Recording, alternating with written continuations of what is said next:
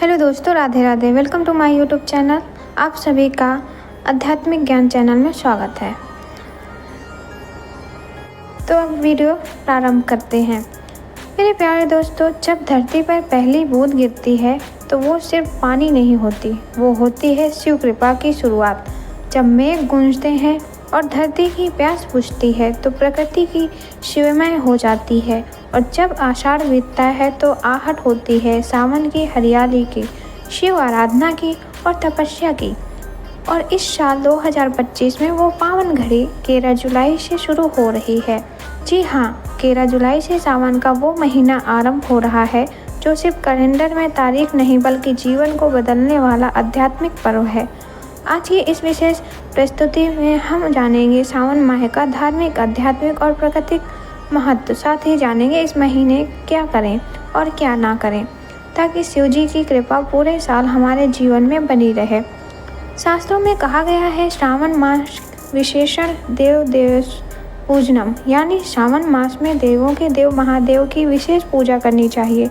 श्रावण महीना शिव जी का प्रिय महीना है क्योंकि इसी महीने उन्होंने समुद्र मंथन से निकले कालकूट विष को अपने कंठ में धारण किया था और समस्त सृष्टि की रक्षा की थी। तभी तो वे नीलकंठ कहलाए और तभी से इस मास को शिव की कृपा पाने का श्रेष्ठ समय माना गया।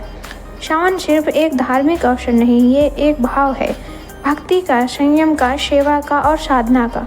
इस महीने शिवलिंग पर जल चढ़ाना, बेलपत्र अर्पित करना और ओम नमः शिवाय का जाप करना बहुत ही पुण्यदायक होता है। पुराणों में तो यहाँ तक कहा गया है कि यदि कोई व्यक्ति पूरे वर्ष पूजा भी न कर सके पर केवल सावन में श्रद्धा से शिव भक्ति कर ले तो उसके सारे पाप मिट जाते हैं और भगवान शिव प्रसन्न होकर उसके जीवन में अभय और आनंद से भर देते हैं। अब जानते हैं सावन में क्या करें जिससे पुण्य मिले, दुख कटे और सुख का वास हो। पहला, हर दिन शिवलिंग पर जल अर्पण करें। विशेषकर सोमवार को दूध, बेलपत्र, धतूरा, आँख और चंदन के साथ अभिषेक करें। दूसरा, सावन सोमवार व्रत रखें।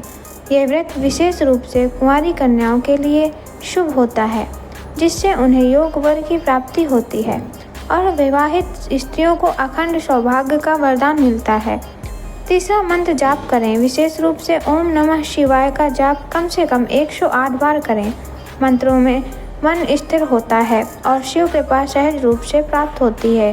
चौथा, शिव पुराण, शिव तांडव स्तोत्र और रुद्राष्टक का पाठ करें।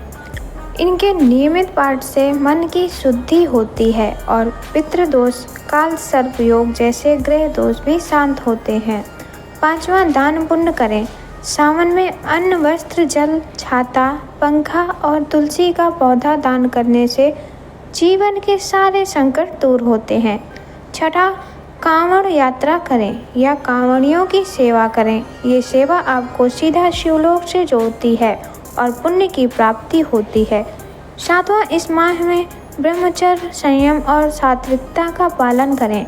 इस साधना से तन, मन और आत्मा सभी पवित्र होते हैं। अब जानते हैं कि सावन में क्या नहीं करना चाहिए। पहला है, मांस और मदिरा का सेवन बिल्कुल वर्जित है।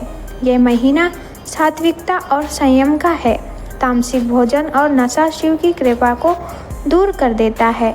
दूसरा, किसी भी प्रकार की हिंसा, झगड़ा या कटु वचन से बचें। इस महीने मन, वचन और कर्म की पवित्रता अत्यंत आवश्यक होती है। तीसरा, झूठ बोलने, चुगली करने और किसी का दिल दुखाने से शिव रुष्ट हो जाते हैं। चौथा, इस महीने बाल कटवाना, दाढ़ी बनवाना या नाखून काटना अशुभ माना गया है। खासकर सोमवार के दिन तो बिल्कुल भी नहीं करना चाहिए। पांचवा, तुलसी, पीपल और आंवले के पत्तों को इस महीने ना तोड़ें क्योंकि इन वृक्षों में देवताओं का वास होता है और सावन में ये वृक्ष विश्राम अवस्था में होते हैं। छठा, शिवलिंग पर हल्दी, केतकी और चंपा का फूल नहीं चढ़ाना चाहिए। ये सामग्री शिव पूजन में निषेध मानी गई है। सातवां, तामसिक चीज़ें जैसे प्याज, लहसुन, बासी खाना या ज़्यादा मसालेदार भोजन भी नहीं करना चाहिए। अब बात करते हैं सावन के प्राकृतिक और मानसिक प्रभाव की। जब चारों ओर हरियाली छा जाती है, मेघ बरसते हैं, पावन शीतल हो जाती है तो मन भी स्वतः शांत और सात्विक होने लगता है। इस वातावरण में की गई पूजा, उपवास और साधना कई गुना फल देती है। यही कारण है कि साधु संत, गृहस्थ, विद्यार्थी और साधक सभी इस महीने को तपस्या का मास मानते हैं। सावन का महीना हमें सिखाता है कि जैसे प्रकृति इस समय निखरती है, वैसे ही हम भी अपने जीवन को शिवमय बनाकर निखार सकते हैं। ये महीना हमें शिव से जुड़ने का अवसर देता है।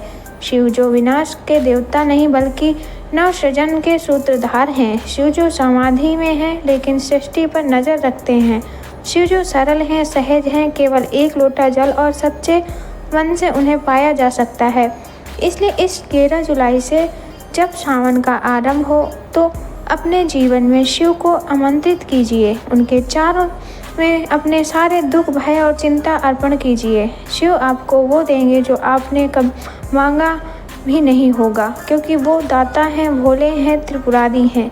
अब एक बात और समझनी जरूरी है, सावन केवल पूजा पाठ का महीना नहीं बल्कि आत्मनिरीक्षण का समय है। यह वह महीना है जब भगवान शिव के समान वैराग्य और संतोष की ओर बढ़ सकते हैं। शिव केवल पूजा के देवता नहीं हैं, वे त्याग के प्रतीक हैं। वे त्रिशूल धारण करते हैं जो 3 गुणों यानी रजोगुण, तमोगुण और सतोगुण को संतुलित करता है।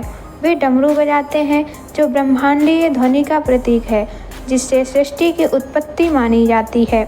और उनका गला नीला है जो दर्शाता है कि विष को पीना यानी दुख, अपमान, आलोचना और कठिनाइयों को हंसकर सह लेना ही सच्चा जीवन है। तो जब हम सावन में शिवलिंग पर जल चढ़ाते हैं तो वो सिर्फ एक धार्मिक क्रिया नहीं होती, वो हमारे भीतर के ताप, क्रोध और अज्ञान को ठंडा करने की क्रिया होती है। जब हम व्रत करते हैं तो केवल शरीर को नहीं रोकते, हम अपनी इच्छाओं को भी वश में करते हैं। जब हम मंत्र जाप करते हैं तो शब्दों के माध्यम से अपने मन की चंचलता को साधते हैं। आपने देखा होगा कि इस महीने मंदिरों में कितनी भीड़ होती है। कांवड़िए कितनी आस्था और समर्पण से शिव के लिए जल लेकर चल रहे होते हैं।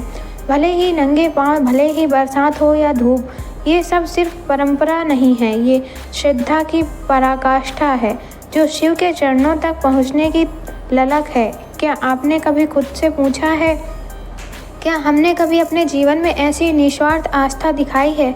अब एक और ख़ास बात, सावन में किए गए छोटे छोटे कार्य भी बहुत फलदायक होते हैं। जैसे किसी पेड़ को जल देना, किसी गरीब को छाता देना, किसी पशु को भोजन देना, ये सब पुण्य कई गुना होकर वापस आते हैं। शास्त्रों में कहा गया है, एक तुलसी का पौधा सावन में लगाने से वह व्यक्ति स्वर्ग का अधिकारी बनता है। सोचिए, इतना आसान है पुण्य कमाना। अगर आपको यह ज्ञानवर्धक वीडियो पसंद आया हो तो कृपया कमेंट में हर हर महादेव लिखें। वीडियो को लाइक करें, शेयर करें और हमारे चैनल को सब्सक्राइब करें।